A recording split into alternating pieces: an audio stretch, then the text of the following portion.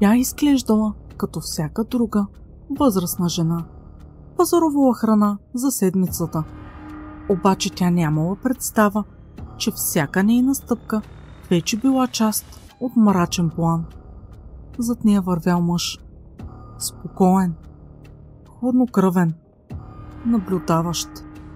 Не казал нито една дума. Не направил нищо, което да събуди съмнение. Само я следвал. Неотлъчно. От рафтовете до касата. От касата до паркинга. А после до нейния дом. Но тя не била първата. И със сигурност нямало да бъде последната. През последните години в Далас, Тексас, десетки възрастни жени загубили своите животи в луксозни старчески домове. Мълчаливо, без съпротива, без следа от насилие. На пръв поглед естествена смърт. Истината е много по-зловеща. Един мъж, маскиран като болногледач, санитар, дори водопроводчик, се промъквал в домовете на възрастни жени и ги задушавал тихо, без следи, без свидетели, само с една възглавница. Дълго време полицията не подозирала нищо. 91 годишната Мери Бартел била нападната в дома си. Но този път било различно. Тя оцеляла и направила нещо, което никой преди не е успявал. Надхитрила сериен убиец.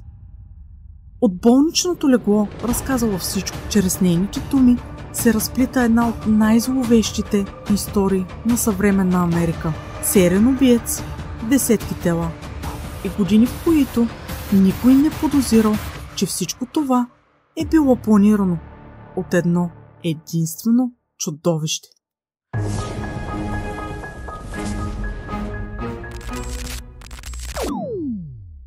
Годината била 2016.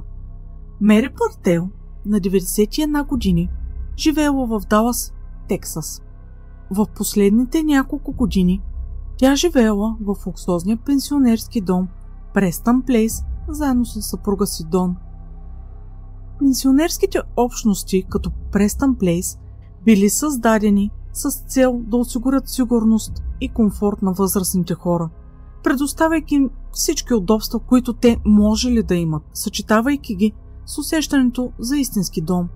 Престън Плейс бил разположен в затворена общност, което осигурявало допълнителна сигурност за жителите. Мери често казвала, че мястото било наистина приятно и тя обичала да се разхожда в общността, която била пълна с дружелюбни и усмихнати хора. Всичко изглеждало перфектно и всички били уверени, че нямало да се случи нещо лошо. Мери и Дон били женени повече от 60 години, но през 2015 година Дон починал, оставяйки я сама. Въпреки тежката загуба, Мери продължила да бъде активна в ежедневието си. Тя посещавала ежедневните богослужения в църквата, взимала участие в физическите упражнения и не спирала да поддържа близки отношения със своето семейство и приятели. Тя била жизнена и обичала да прекарва време със семейството си. Въпреки напредналата възраст, била енергична и все още имала желание да се движи и да се радва на живота.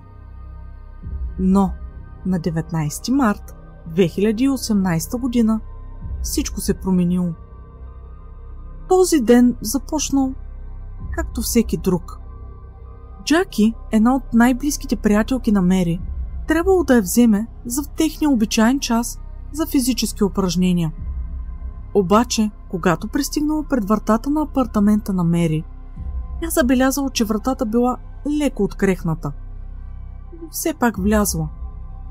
Тогава видяла Мери, лежаща на леглото си, напълно неподвижна. Джаки веднага се изплашила и се опитала да я събуди, но Мери била в безсъзнание. Без да се замисля, тя веднага набрала спешния телефон. Когато линейката и екипа на спешна помощ пристигнали, Те установили, че Мери има пулс и веднага я закарали в близката болница. В същото време полицията била уведомена, както и семейството на Мери. Те били в шок. Не само защото не знаели дали в болницата ще я спасят, но и защото не разбирали какво точно се е случило. Мери нямала никакви сериозни здравословни проблеми. Дори на тази възраст продължавала да води активен начин на живот. Тогава, изненадващо, Мери се събудила. Нека да чуем какво е казала на полицията. I was at my computer ready to write this email and I heard this insistent knocking at the door. I opened the door and I saw this man with his green gloves, rubber gloves on. I tried to push back, but I'm 91 years old and he's young and muscular. And he just said, "Don't fight me, just get on the bed." He grabbed a pillow off my bed and forcibly pushed down very hard. I thought I would die. I'm not afraid to die, but I couldn't die that way. Were you able to tell he was white, black, different tone, skin color that you could tell? I would not say for sure. My wedding ring and another ring I had here on my hand that they were missing, and a diamond ring that my husband had given to me. Когато семейството започнало да търси сватбения пръстен в апартамента, установили, че не само той липсвал. Всички ценни вещи от нейния дом били откраднати. Нейната чанта, кредитни карти, всичко, което имало някаква стойност, липсвало. Това привлякло вниманието на разследващите, които вече били чували за подобни случаи. Кражби от възрастни хора, които са били починали при съмнителни обстоятелства, но все пак имали прилики със случая на Мери. Така разследващите попаднали на случая с Хелън Ли. 6 месеца преди инцидента с Мери, Хелън, пак възрастна жена на 82 години, живеела в Парквю, Приско. Пак дом за пенсионери, само на 15 км от локацията на Мери. Въпреки че била на възраст, Хелън била жива, енергична и обичана. Тя често се срещала със своята внучка и с най-добрата си приятелка, 90-годишната Мерилин. Двете били не само съседки, но и неразделни. Те обичали да прекарват времето си заедно. Обаче на 3 септември 2017 година нещо необичайно се случило. Внучката на Хелън, както обикновено, ходила на църква заедно с баба си. Но този път Хелън не била там. Затова тя решила да провери дали всичко е наред и отишла до апартамента. Обаче, когато влязла вътре, намерила баба си да лежи неподвижно на леглото. Отначало й се сторило, че е починала от сърдечен удар. Полицията също не забелязва нищо подозрително и потвърдила, че смъртта е била естествена. Най-вероятно вследствие на сърдечен удар. Но семейството не било убедено. Когато започнали да оглеждат, открили странни детайли. Сватбеният пръстен липсвал от ръката на Хелън, който тя носила неотлъчно през целия си живот. И ако това не изглеждало странно, само дни след смъртта на Хелън, полицията открила и тялото на Мерилин, също уж починала от сърдечен удар, но отново с липсващи бижута. Разследващите, които се занимавали с случая на Мери, започнали да събират информация за други възрастни жени в района и установили, че много подобни случаи на съмнителна смърт и кражби вече са били регистрирани. Всички жертви били възрастни жени и станало ясно, че нещо зловещо стои за тези смъртни случаи. Липсващи бижута, сватбени пръстени, златни огърлици, часовници, всичко сочило към една добре организирана схема, която се била осъществявала през период от години. Стойността на откраднатите предмети се изчислява на над $500 000. Това със сигурност не било случайно. Установило се, че повечето смъртни случаи били на едни и същи локации и явно човек с достъп е знаел много добре къде има и къде няма камери. Например, в Престън Плейс, където е била Мери, на определени етажи изобщо е нямало камери. Нямало никакво съмнение, че някой се е възползвал от липсата на сигурност и поради тази причина полицията била затруднена да намери конкретни доказателства. Когато всичко това се случило с Мери, най-после имало очевидец, който можел да даде някакви насоки. Описанието е било до някъде точно и разследващите започнали обстойно разследване. Всички служители в дома за пенсионери били заподозрени. Не е отнело много време и бързо излезли наяве множество оплаквания за подозрителен човек, който бил забелязан на територията на старческия дом с точно същото описание, което Мери дала. Той бил видян на 4-ти етаж, където твърдял, че е водопроводчик и проверява за течове някакви тръби.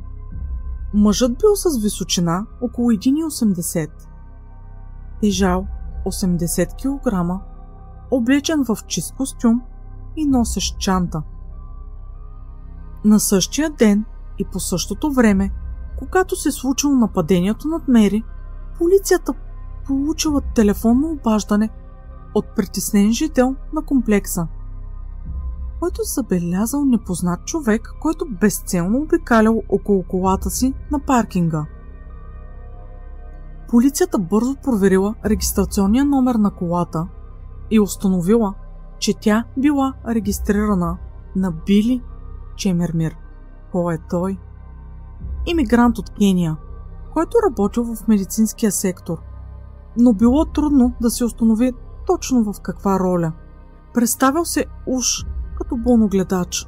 Когато разследващите прегледали охранителните записи, установили, че той бил всестранна развита личност.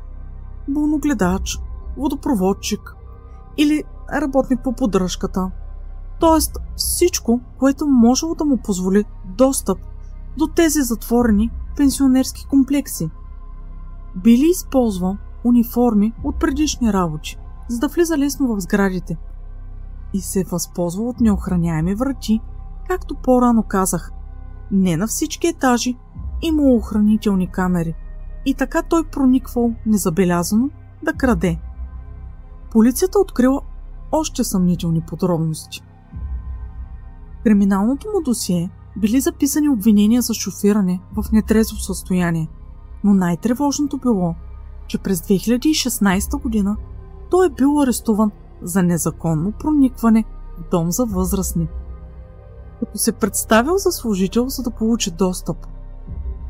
Дали обаче този човек е убиец или просто един крадец? Разследващите знаели, че той е много добър в маскировката, сменял често своята кола и дори променял името си. С лекота успявал да преминава през различни домове за възрастни, без да бъде хващан. Задачата да заловят някого, който сякаш не съществува, била почти невъзможна. Всички усилия на полицията били насочени да открият този мъж на всяка цена. На свобода се намирал сериен убиец и властите нямали време за губене. След нападението над Мери, на следващия ден, същия подозрителен автомобил бил засечен отново. Този път на паркинга на Walmart, само на няколко километра от апартамента й. Магазинът имал видеонаблюдение почти навсякъде, вътре и около сградата, което позволило на разследващите на по-късен етап да проследят поведението на мъжа в продължение на часове.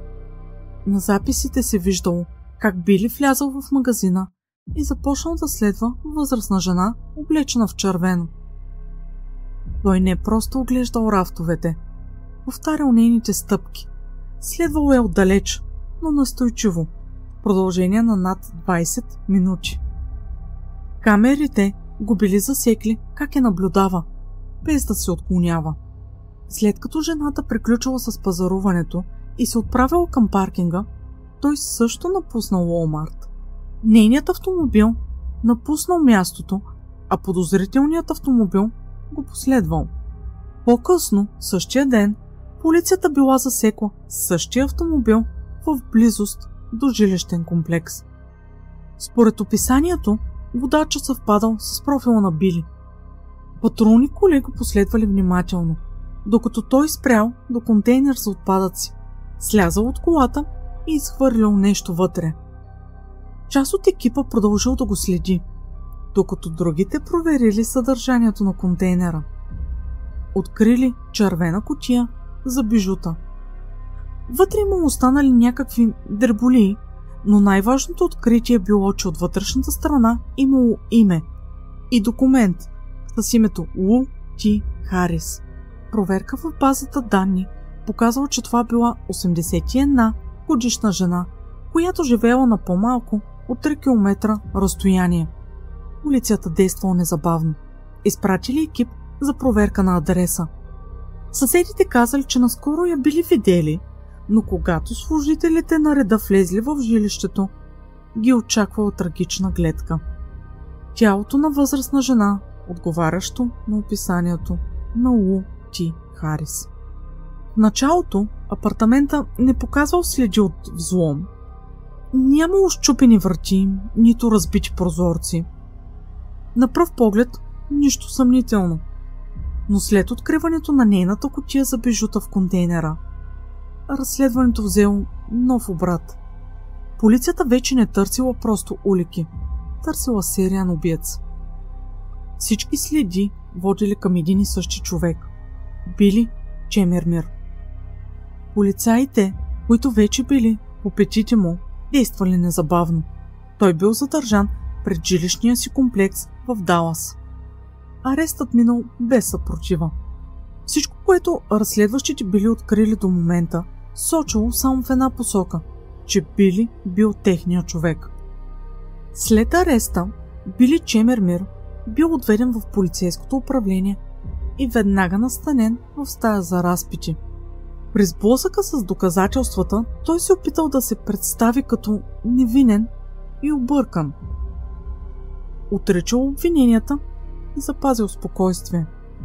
Разследващите обаче разполагали с конкретни, неоспорими доказателства.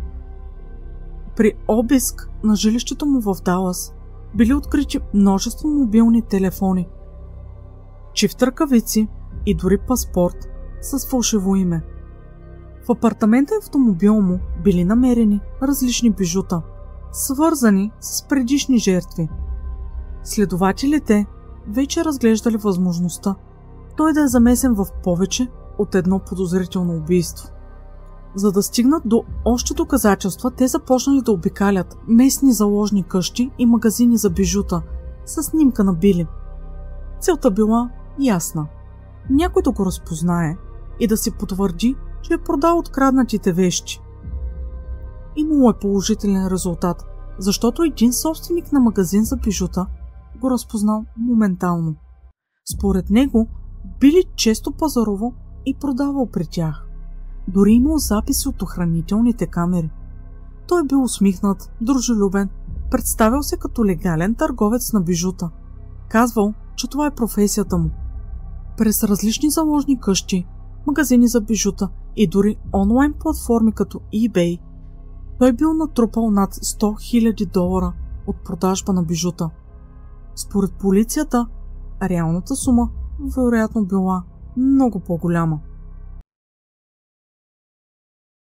Where are you from in Africa? Kenya. Oh, Kenya, okay. You working anywhere? No, I'm not working because my license was suspended for 2 years. Buy and sell them online. Okay. Yeah. And that's all you do for a living, just buy and sell stuff? Yeah, that's what I do for a living. Okay. Yeah. What kind of stuff you buying and selling? Most of the things I buy is like jewelry. What else do you want me to tell you? I want you to just tell me the truth. I did not go to anybody's house. That I just told you. I didn't know. That's the truth. През април 2022 година, след като първият процес за убийството на Лути Харис завършил с неуспешен изход, защото един човек от журито не смятал Били за виновен. И поради тази причина бил насрочен нов съдебен процес. Този път обвинението се съсредоточило само върху нейния случай. Въпреки че Били бил заподозрян и за още поне 18 смъртни случая. Процесът започнал. Докато съдебната зала се изпълвала с близки на жертвите, обвинението открило делото със следните думи. Това е случай на преследване, удушаване и кражба. За съжаление, Мери починала от естествена смърт. Тя все пак била основен свидетел. Полицията е направила видеозапис на показанията на Мери, оцелялата жертва на Били. Нейният разказ пред съда бил ясен, с много детайли и изключително въздействащ. Именно тя описала как точно е бил извършен опита за убийство. Присъстващите в залата слушали всяка нейна дума с затаен дъх. На 28 април 2022 година, само след 45 минути обсъждане, съдебните заседатели признали Били за виновен в предумишлено убийство. За близките на Лу Харис това било справедливост. Той нямало повече да наранява никого. Доживотна присъда без право на замяна. Историята не свършва до тук. Година след като бил осъден, Били бил намерен без признаци за живот в килията си в затвор в източен Тексас. Неговата смърт настъпила при насилствени обстоятелства, причинени от друг затворник, който също изтърпявал присъда за тежко престъпление. Това сложило край на една дълга и болезнена глава от разследването, която оставила трайна следа върху живота на много хора. Това беше историята. Благодаря ви, че бяхте с мен. Ако искате още подобни случаи, харесайте видеото, абонирайте се за канала и до нови срещи!